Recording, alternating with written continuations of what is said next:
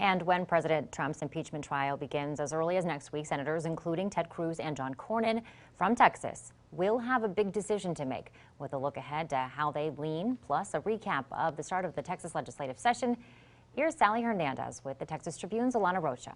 No Texan Republican voted to impeach the president this week, but that didn't save him. Now all eyes are on the U.S. Senate. Alana, is there any chance that either of our state's Republican senators could vote to convict the president?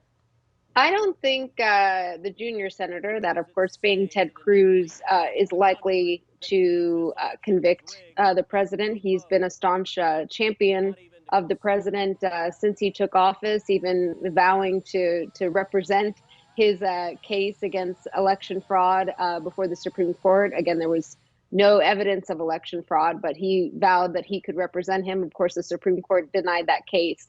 John Cornyn and Ted Cruz are in very different places politically. Cornyn just won re-election. He won't be on the ballot should he choose to run again for another 6 years. He's part of Senate leadership, and with indications, some news outlets reporting that Mitch McConnell, majority leader there in the Senate, could in fact vote to convict the president. Possibility. You would think that Cornyn would follow lockstep. He's among that type of Republican in that chamber. But Cruz, I mean, even after the insurrection, Cruz still objected to Arizona's electoral vote. So I don't think he'll back down and convict this president. Let's talk about our capital. Texas lawmakers reconvened for the new legislative session this week. Lieutenant Governor Dan Patrick again changed the rules in the Senate. What did he do, and how is that going to impact bills that are filed here?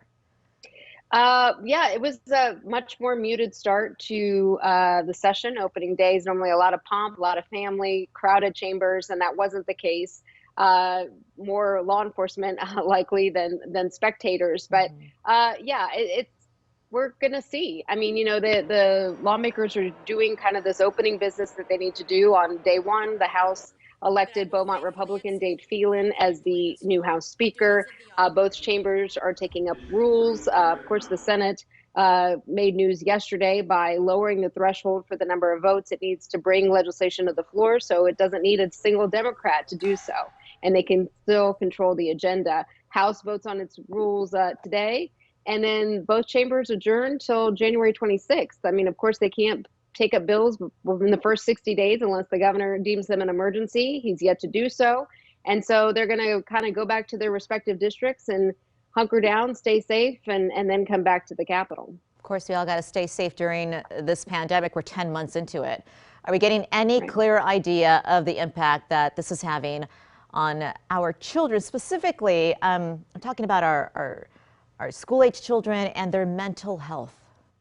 Yeah, parents feel like they have no good options right now, right? I mean, you send them back and you run the risk of them being exposed to COVID-19. You don't send them back, and we as working parents or just occupied parents can't give them the attention that they get at school, and they're socially isolated. And the mental toll that can take. Our Leah Swaby, public education reporter, posted 2 stories this week. One, profiling 11-year-old boy up in the Fort Worth area who his mother had to admit him to a psychiatric hospital upon evaluation because his mental state just, kind of considering the worst options given the isolation that he's feeling. He's now better. He's back in school. But, the resources are limited. They are there, though. And depending on where your child is, there's several different numbers and options parents can explore. And she lays them all out nicely at texastribune.org. Excellent. Okay. Alana, thank you so much. Thank you.